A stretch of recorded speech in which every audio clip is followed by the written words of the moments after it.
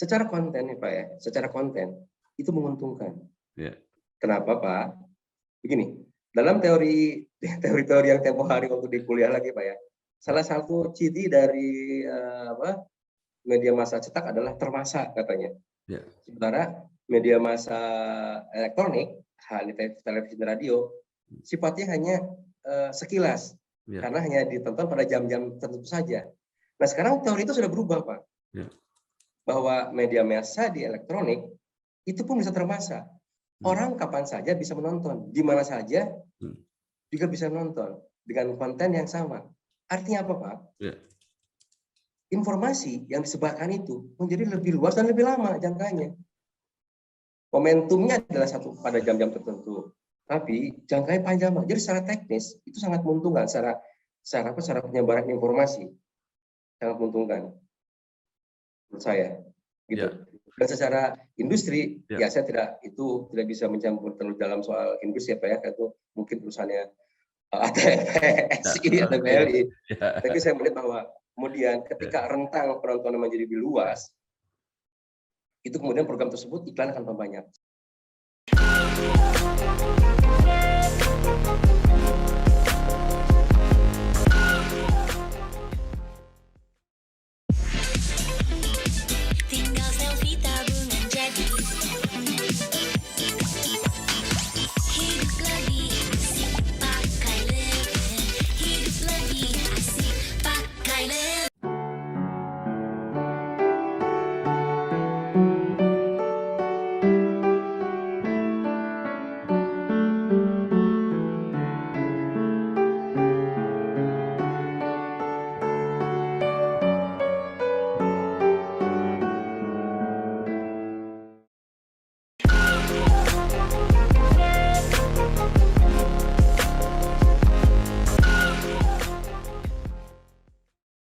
Assalamualaikum warahmatullahi wabarakatuh.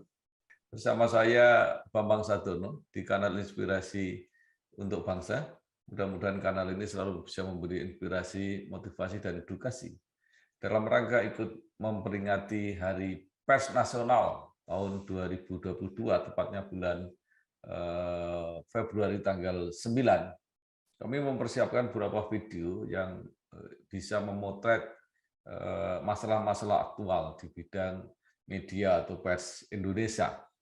Saat ini saya sudah bersama dengan Bapak Erik Kurniawan. Beliau adalah Ketua Ikatan Jurnalis Televisi Indonesia (IJTI). Apa kabar Pak Erik? Baik, alhamdulillah. Bang, sehat Bang. Sehat ya. Mungkin bisa dimulai dengan cerita awal mula mengapa memilih karir sebagai jurnalis dan kebetulan di televisi dan sampai sekarang menjadi ketua IJTI. Silakan Pak Erik. Oke, terima kasih Bang. Jadi menarik lah ya perjalanan karir saya sebagai jurnalis. Saya memulai sebagai jurnalis itu bahkan ketika saya masih di semester 4 kemarin Pak, waktu kuliah di Fakultas Ilmu Komunikasi Universitas Padjadjaran. Waktu itu ada koran lokal ya, Mandala, yang rekrutmen lah anggota karyawan baru ya. Saya ikut di dalamnya dan kebetulan alhamdulillah saya masuk menjadi karyawan termuda di situ. Bahkan kuliah tentang jurnalis pun saya belum lengkap waktu udah pernah sebetulnya Pak. Iya. Iya.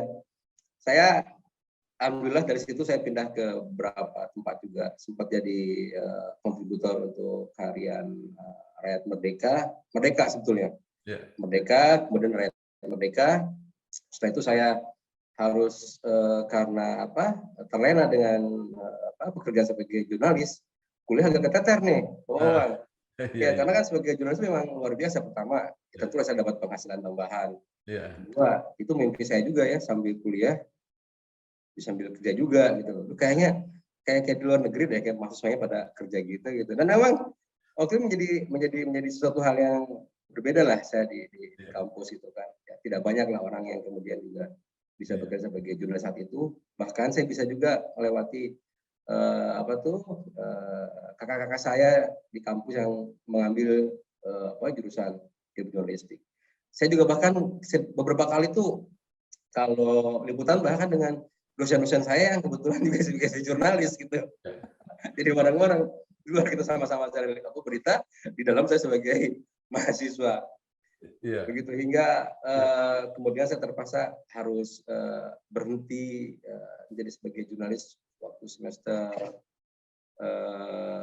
13-an. Kan dapat surat dari kampus untuk menyelesaikan kuliah saya. Akhirnya saya berhenti dulu. Saya menyelesaikan kuliah saya, dan setelah itu saya agak sempat hilang dulu setahunan lah dari dunia jurnalistik, hingga kemudian redaktur saya Pak Bang Mulya Siregar kemudian mengajak saya untuk ke Jakarta. Waktu itu beliau bilang, Rik, ini Pak Margiono almarhum mau bikin koran baru, Rik. Koran apa, Bang? Tanya sama dia. Udah, ke Jakarta aja dulu. Ngobrol aja dulu, oke. Singkat kata kita main ke Jakarta, ngobrol-ngobrol dulu, waktu udah berlima lah. Dan kemudian ketemu Pak Margiono, dikasih banyak pencerahan, dan kemudian waktu itu kita ada tantangan yang sangat luar biasa, membuat koran kriminal, yang kemudian kita kenal sebagai koran Lampu Merah. Dan Pak Margiono memang memberikan target, koran ini harus bisa mengalahkan pos kota. Waduh, gimana cara mengalahkan pos kota? Saya pikir situasi yang sangat rada-rada sulit juga ya waktu itu ya. Apalagi, dan kebetulan waktu itu Pak Membang, seluruh karyawan di Lampu Merah itu rata-rata umurnya di bawah 25 tahun. Rata-rata. 23, 24, 25, saya selalu itu masih umur 24 tahun kalau nggak salah. Dan diberi target untuk mengalahkan pos kota. Ini gimana cara?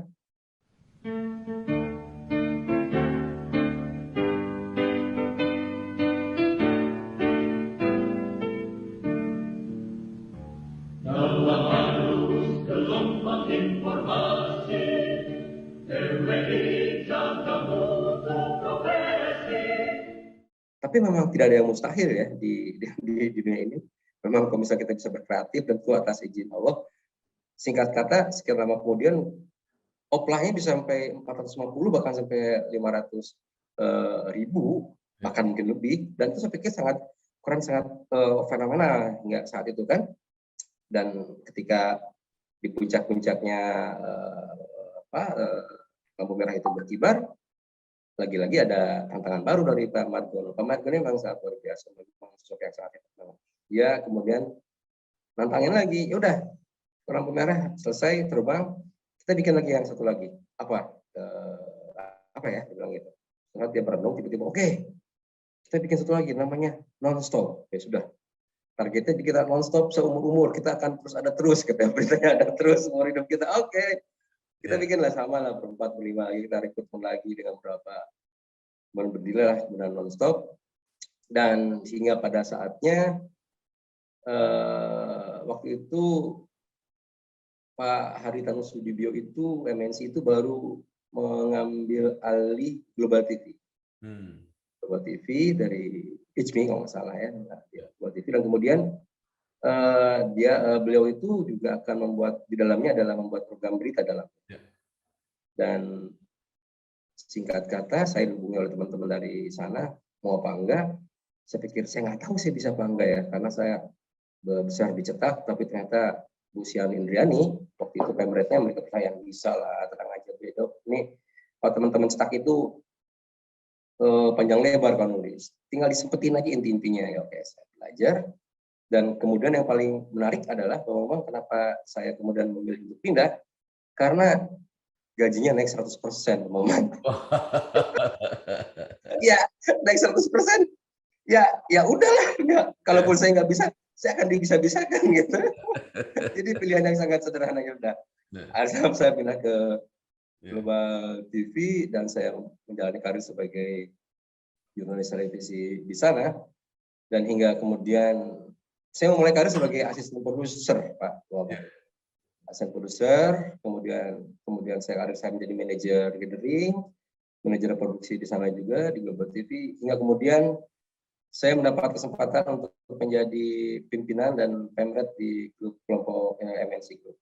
Saya pernah jadi pemret di iNews Network, memimpin 24 biro di iNews di Indonesia. Sempat juga menjadi wakil pemimpin Wapemret di MNC Infotainment. Ini mengelola MNC Infotainment ini memang sebuah hal yang menarik, Pak Bambang. Kenapa? Karena kan infotainment ini adalah sesuatu banget ya Pak Bambang ya, yang kemudian orang bilang itu adalah produk jurnalistik apa bukan? Itu isinya gibah dan sebagainya. Nah, saya berusaha untuk kemudian mengubah kontennya ini menjadi sesuatu karya jurnalistik gitu loh. Yang kita mengedepankan etik gitu loh.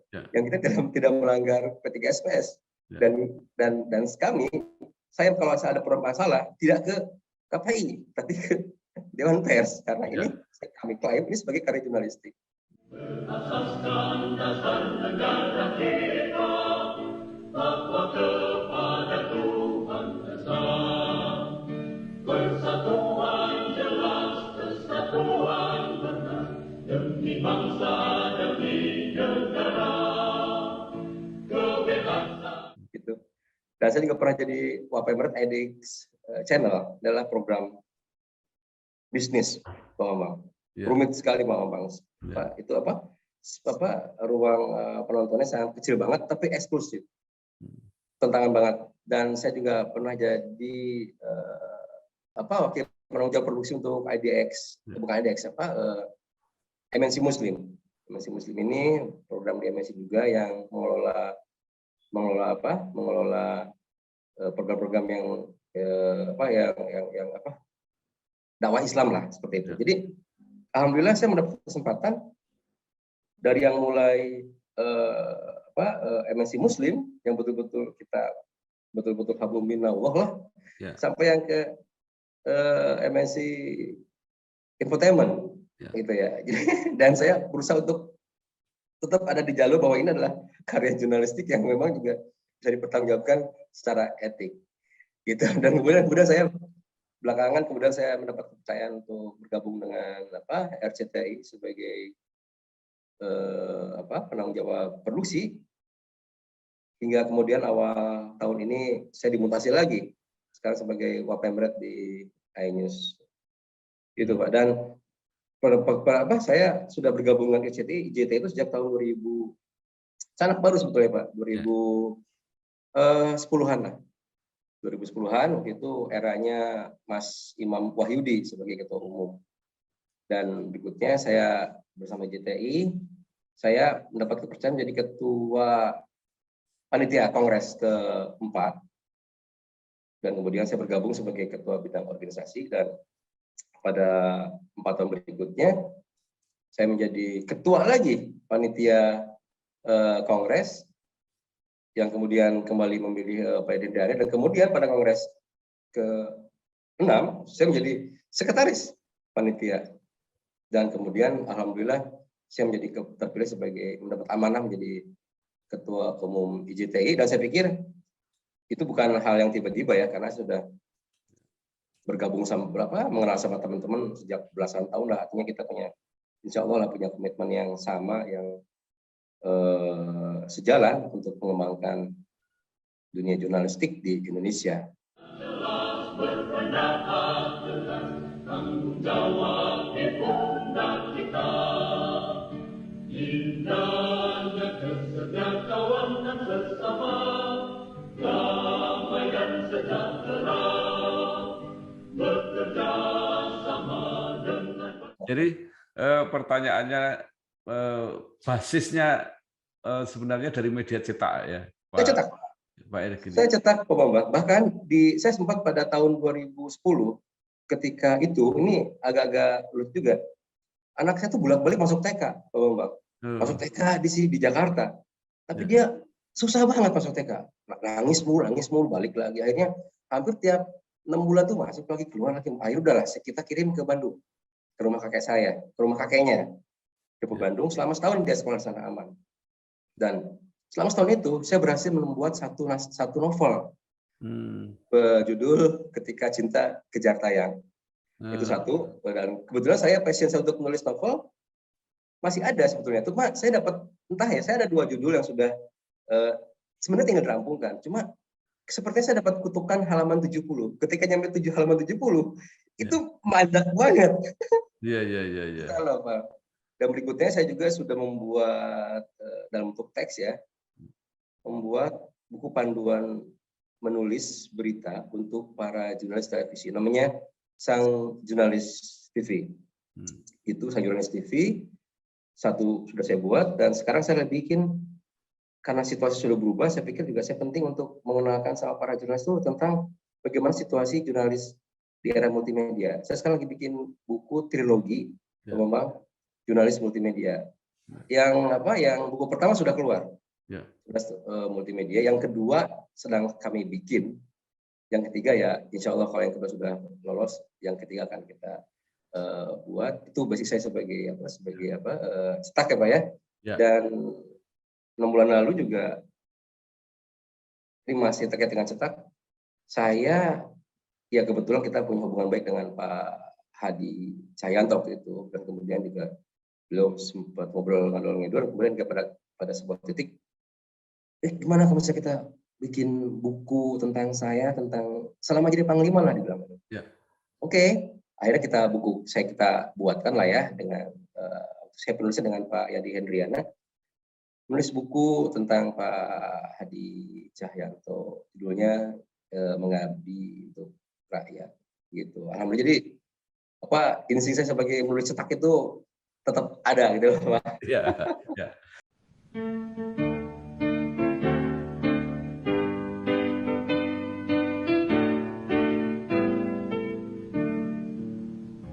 Dalam arus gelombang informasi, TWI jaga mutu profesi. Ya, jadi kalau dari sisi jurnalistik kan tidak jauh berbeda ya, bahwa tujuannya adalah menyajikan informasi yang bisa dipercaya ya oleh masyarakat, akurat, ya, kredibel. Nah, yang beda kan cuma teknisnya aja, yang satu cetak, satu penyiaran. Dua-duanya sekarang menjadi media mainstream ya. Nah, kemudian setelah sekarang tadi sudah disebutkan muncul media-media baru, itu seperti apa ini profesi jurnalis televisi ini kira-kira ke depan? Ini yang menarik Pak Bambang. Begini, dalam perkuliahan dulu yang saya terima, bahwa era pers itu ada beberapa perkembangan ya Pak ya. Dari mulai zaman kegelapan dulu, zaman Romawi, ketika informasi itu, kalau informasi adalah sebuah cahaya, itu adalah lilin kecil di tengah gulita malam. Kemudian berkembang ke era industri, cetak, TV dan sebagainya. Dan sekarang era ini saya melihat kita sudah kembali, versi saya, sudah kembali ke masa kegelapan. Bedanya begini Pak Bambang. Kalau dulu itu kegelapan itu karena cuma ada satu sinar kecil di tengah gelap gulitanya jagat raya. Kalau sekarang kembali begitu banyak sinar yang kemudian menyilaukan mata publik, sehingga publik kesulitan mana mencari sinar yang sebetulnya, mana informasi yang betul. Dan sekarang kita tahu banyak cahaya-cahaya palsu, informasi palsu yang kemudian bisa menyesatkan. Jadi kemudian di sini ini adalah sebuah tantangan yang luar biasa pada para jurnalis, khusus pada jurnalis mainstream, untuk mendudukan, untuk menguatkan posisi mereka bahwa kami adalah bekerja pada media pers, media pers yang punya aturan main, yang punya etika, yang punya regulasi, sehingga apa yang dibuat oleh media mainstream ini memiliki tanggung jawab yang penting banget. Karena gini, Pak Bambang, di dalam era sekarang ini Pak, banyak orang-orang yang melakukan kerja jurnalistik, tapi bukan jurnalisme. Kalau jurnalistik kan hanya mengumpulkan, mengolah, dan kemudian mengirimkan, menyebarluaskan, ya kan? Nah, kalau kami para jurnalis yang mengerjakan kerja jurnalisme, itu ada etik, ada tanggung jawab moral yang harus kita emban. Dan satu lagi, ada 5 poin yang selalu diajarkan oleh guru-guru kami tentang bagaimana kami membuatkan jurnalistik. 1, verifikasi, 2, verifikasi, 3, verifikasi, 4, verifikasi, 5, verifikasi. Dan itu tidak dilakukan oleh mereka-mereka yang mengklaim mengerjakan kerja jurnalistik. Itu yang kemudian kita menjadi berbahaya, dan kedepannya tantangan ini sangat-sangat besar karena begitu mudahnya membuat menyebarluaskan informasi melalui berbagai media. Kemudian jurnalis yang berada di media mainstream yang legal dan sebagainya, profesional tentunya, itu harus tetap berusaha menjaga posisi supaya mendapat kepercayaan dari publik yang paling baik. Gitu. Jangan sampai kemudian jurnalis yang bekerja di media mainstream, jurnalis profesional yang bekerja di mainstream, kemudian kalah. Begini Pak Bambang, ketika tempo hari misalnya, kan kalau misalnya di media sosial misalnya, banyak isu-isu yang kemudian isinya itu recehan lah ya, isinya recehan, hanya menggaya sensasional. Dan kemudian kalau misalnya komitmen kami di JTI, itu ketika tidak bisa dicegah, mari kita banjiri informasi-informasi palsu itu, berita-berita hoax itu dengan informasi yang sesungguhnya. Jadi jangan kemudian merengek, kemudian wah itu kita berat, enggak, tapi kita harus kemudian memperkuat diri. Jangan kemudian ada fitness center gitu loh, tiba-tiba kita tidak punya fitness center, ya kita harus mencari tempat lain supaya kita tetap lebih kokoh, lebih kuat, lebih hebat, lebih terima oleh publik. Berasaskan dasar negara kita, bahwa kepada Tuhan Esa, persatuan jelas, kesatuan benar, demi bangsa, demi negara, kebebasan.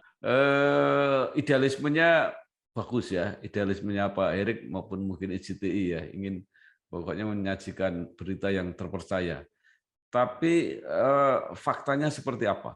Artinya indikasinya begini, apakah penonton jurnalistik televisi misalnya, info-info yang ditayangkan di TV itu naik apa turun? Kemudian sponsornya, iklannya terhadap program-program itu bertambah atau tidak? Kemudian apakah terus mengembangkan SDM misalnya, merekrut tambahan tenaga-tenaga baru, atau justru mengurangi. Nah, inilah indikasi-indikasi yang menunjukkan apakah walaupun kita punya cita-cita yang luhur, yang ideal tadi, tapi kenyataannya di lapangan seperti apa? Nah, gini Pak Bambang, sebulan lalu ya, kalau nggak salah, sebulan apa sampai setengah bulan lalu, kita ada diskusi dengan teman-teman Nielsen, Bambang. Dia memperlihatkan bahwa ada penurunan pada kepemirisan televisi. Tapi angkanya masih tetap yang paling tinggi. 80%. Dan ada peningkatan di internet. Itu angkanya meningkat cukup signifikan, tapi masih ada di bawah kepemeriksaan televisi, 7%. Tapi yang kemudian dijelaskan pula bahwa jumlah penonton yang ke internet ini, konten yang dilihat itu adalah konten-konten yang diamplifikasi oleh TV mainstream ini, gitu loh. Karena sekarang ini Pak, bahkan di semua grup TV punya divisi sendiri. Ya, saya nggak tahu, mungkin saya yang yakin sih ada 2-3 yang punya. Mereka tugasnya mengamplifikasi berita yang sudah ditayangkan di medianya masing-masing. Jadi secara informasi, dampak yang kemudian ditimbulkan itu menjadi lebih luas. Dan yang kedua adalah sebagai sebuah industri, jualnya lebih banyak Pak. Misalnya, kalau misalnya kemarin informasi yang kemudian ditayangkan di RCTI atau di Metro TV misalnya, dengan adanya media sosial, kemudian itu bisa amplifikasi, itu bisa jadi bahan jualan baru. Itu bahwa sekarang penontonnya bertambah. Gitu loh. Kalaupun sekarang TV-nya itu memang penonton yang menggunakan TV konvensional itu menurun, mereka pindah ke gadget. Nah, konten di gadget juga kemudian isinya ya sama juga, sebagian besar dari TV-TV mainstream itu. Memang posisinya memang dikeroyok oleh banyak pihak Pak gitu. Kalau misalnya di MNC misalnya, atau di semua TV lah ya, kita memang memanfaatkan media sosial untuk mengamplifikasi materi-materi berita yang ada di TV-TV mainstream masing-masing. Tapi memang juga di luar sana banyak juga pemain-pemain tunggal, gampang lah ya, pemain-pemain tunggal yang juga jumlahnya banyak banget, yang juga memain di lapangan yang sama gitu. Tapi saya pikir begini loh Pak, sebagai sebuah institusi industri, grup-grup lembaga penyiar itu juga punya cukup modal banyak. Mereka akan bertahan dalam waktu yang lama. Sementara pemain-pemain kecil itu hanya akan naik turun. Ya. Mungkin si A sekarang maju, beberapa lama kemudian turun karena berbagai pertimbangan, yang lain lagi naik, gitu aja lah. Jadi ini si kapal besar, tanker besar ini, insya Allah sih, kalau menurut versi saya, itu akan tetap bertahan. Tapi kan tanker besar, tengah lautan besar, banyak kapal-kapal kecil. Itu memang hukum alam lah. Ketika sebuah tanker besar, sejauh itu tidak dibom dan kemudian tenggelam, itu akan, saya pikir akan akan tetap bertahan. Jelas berpendapat jelas, tanggung jawab di pundak kita. Indahnya kesejahteraan sesama, damai dan sejahtera, bekerja sama dengan. Jadi kesimpulannya itu sekarang datangnya platform baru ini ya, media digital ini itu menguntungkan atau merugikan terhadap jurnalistik televisi?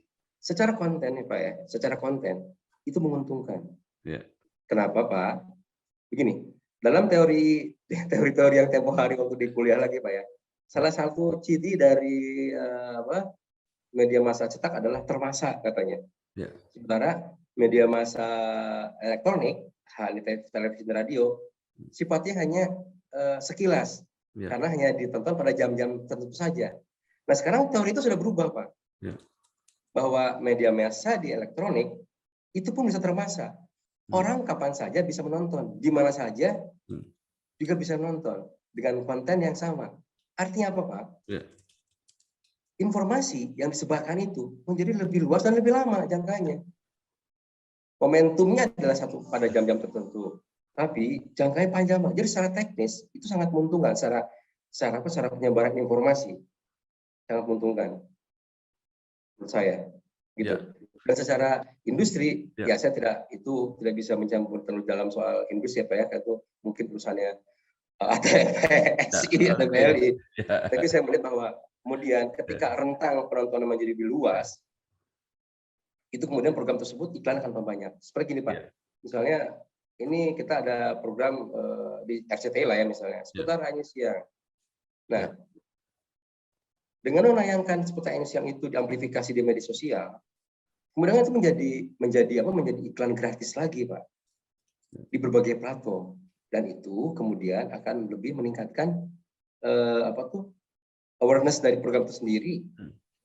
Bukan hanya di level penonton tertentu saja, tapi malah bisa ke seluruh penonton, berbagai level penonton.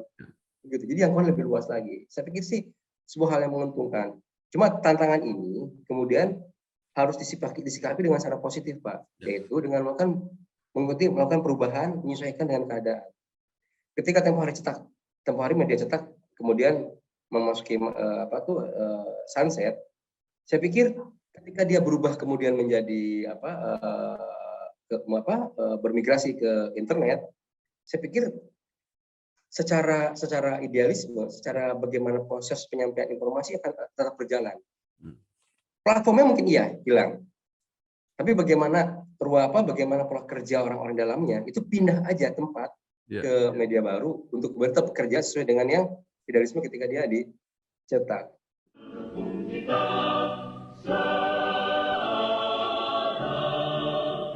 Jalin rasa hikmah persaudaraan antar bangsa sahabat kita dalam masa kemajuan dunia. Jadi secara konten itu memang tidak ada masalah ya. Jadi tetap terjaga, tetap bisa dipertanggungjawabkan. Yang menjadi masalah adalah soal platform. Mungkin konten yang lama itu sekarang semakin tersebar kemana-mana karena banyak platform yang mengamplifikasi tadi ya. Cuma yang jadi persoalan adalah siapa yang mengambil benefit dari rantai ini kan. Maka kan media-media mainstreamnya agak dirugikan gitu. Ada dua hal Pak. Itu adalah saya pikir sebagai sebuah ekses Pak ya. Ada dua hal Pak. Pertama secara konten, secara industri. Kalau kami para jurnalis yang mengembangkan sebuah isme, semakin informasi itu kemudian kita buat dan disebar dan digunakan oleh siapapun juga, itu menguntungkan buat kami para jurnalis. Asal itu konten yang betul, yang benar Pak. Misalnya kejadian 10 tahun yang lalu, kejadian oleh apa misalnya, kejadian tentang bencana tsunami misalnya. Ya kan, kemudian diamplifikasi lagi oleh semua orang entah berbagai pihak, itu secara kebutuhan konten itu menguntungkan. Nah, sekarang secara industri ini yang kemudian menjadi berbeda. Kenapa? Karena memang kemudian kita tahu sekarang banyak banget yang memanfaatkan library media-media mainstream yang kemudian dibuat untuk kepentingan pribadi. Nah, itu regulasi yang harus perhatikan Pak, kalau itu konteksnya Pak. Itu lebih pada konteks bisnisnya Pak. Itu yang kemudian memang yang kemudian menjadi persoalan di industri, saya pikir itu ya dalam ada piracy lah kalau misalnya saya pikir.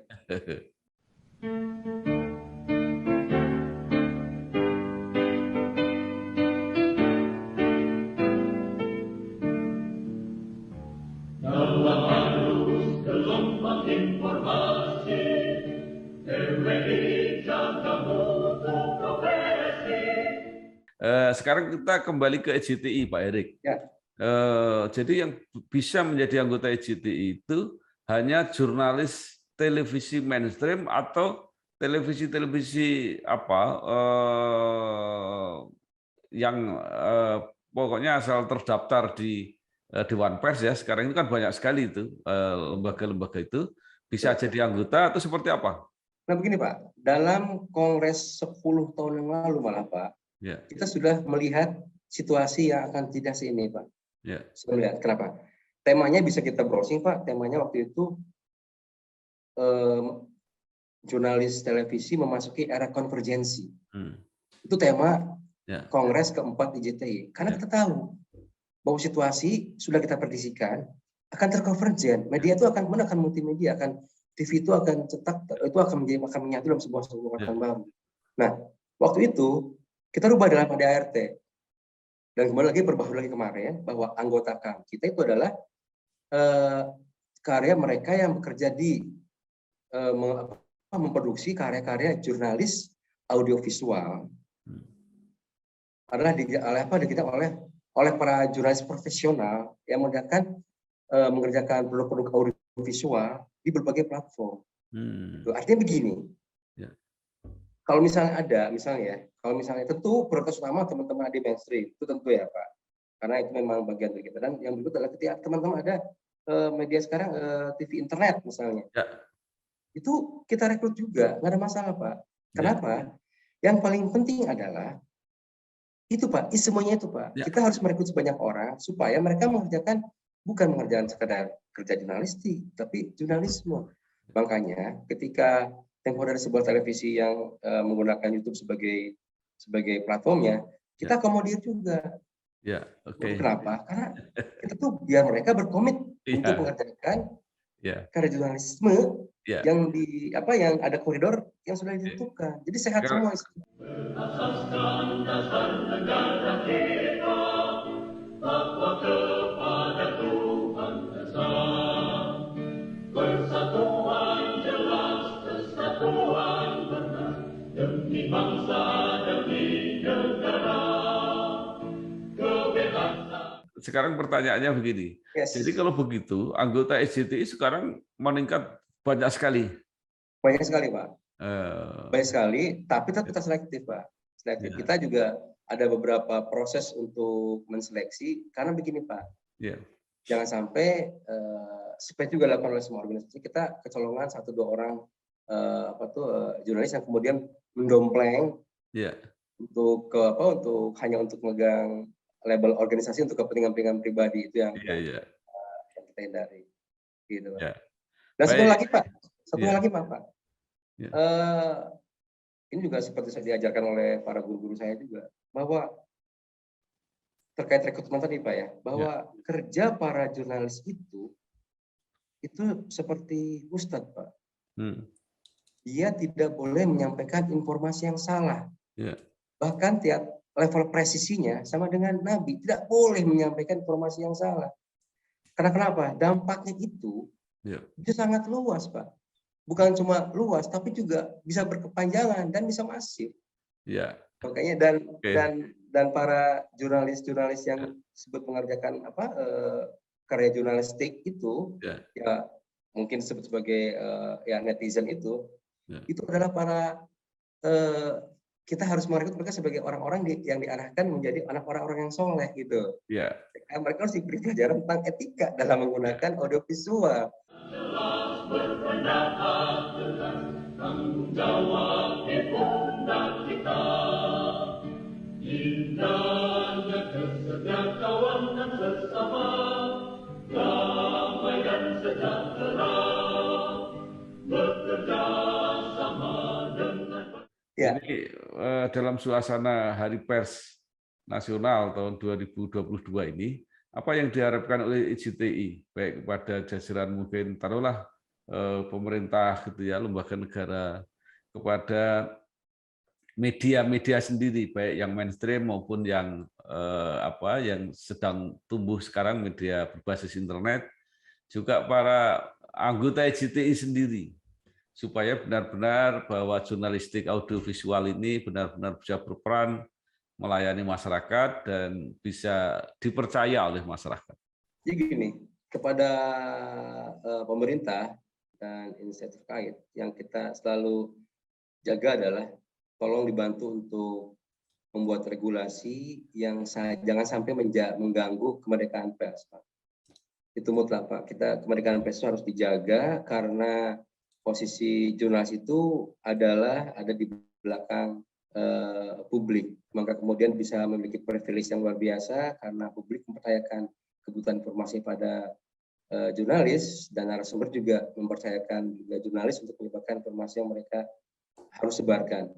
Dan kemerdekaan pers ini mutlak jangan sampai terganggu oleh berbagai hal. Itu yang harus dijaga. Makanya ketika undang-undang penyiaran juga harus dalam proses terus dikerjakan, juga harus tetap kita jaga MOU antara Kapolri juga dengan Ketua Dewan Pers, juga Dewan Pers dengan Kapolri juga harus dijaga, akan kita perpanjang. Itu juga dalam upaya untuk supaya kemerdekaan pers ini juga bisa bisa terjaga. Satu hal lagi adalah tolong dibantu supaya ada regulasi-regulasi yang kira-kira menjaga kanal-kanal luar yang kemudian juga dengan sangat mudah bisa akses oleh anak-anak muda, tapi isinya tuh hal-hal yang negatif. Saya pikir juga proteksi itu harus juga dikeluarkan. Kenapa? Karena itu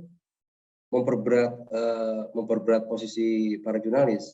Sementara para jurnalis menyebarkan kebenaran-kebenaran, kebaikan-kebaikan, sementara di sisi lain juga harus informasi yang isinya tendensinya negatif juga itu terus berdatangan.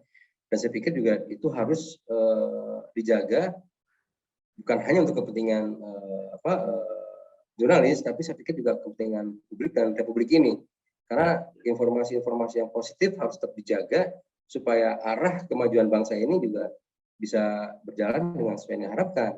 Itu berbahaya kalau misalnya kemudian banyak isu-isu negatif yang disebarkan oleh orang yang bertanggung jawab bahkan di luar negeri, yang kemudian diterima oleh kita dan kemudian menjadi bumerang. Karena saya pikir juga ketika konten K-pop itu menerjang Indonesia, saya juga sangat sedih, Pak. Ya. Jumlah penduduk Korea berapa sih, Pak? Sementara jumlah penduduk Indonesia ada 270 sekian juta. Okay. Mereka memanfaatkan banget publik kita untuk kepentingan bisnis mereka. Astaga. Ya. Baik, Pak Erik. Terima kasih sekali Pak Erik Kurniawan, Ketua Ikatan Jurnalis Televisi Indonesia IJTI. Mudah-mudahan dalam suasana Hari Pers Nasional ini IJTI, jurnalistik penyiaran, jurnalistik audiovisual menjadi salah satu andalan komunikasi yang terpercaya yang membantu mengisi pembangunan dan merawat solidaritas bangsa. Sekali lagi terima kasih. Wassalamualaikum warahmatullahi wabarakatuh. Waalaikumsalam warahmatullahi wabarakatuh. Bu, pinjam mobil? Boleh, tapi nanti anterin ibu arisan dulu sama isin pulsa. Transferin buat bayar arisan, terus nanti ambilin cash juga. Pinjam mobil sekali, nantinya banyak. Makanya perbanyak transaksi, kumpulkan poin, lalu tukar dengan kupon undian di BNI Mobile Banking dan menangkan hadiahnya. Gak pakai nanti.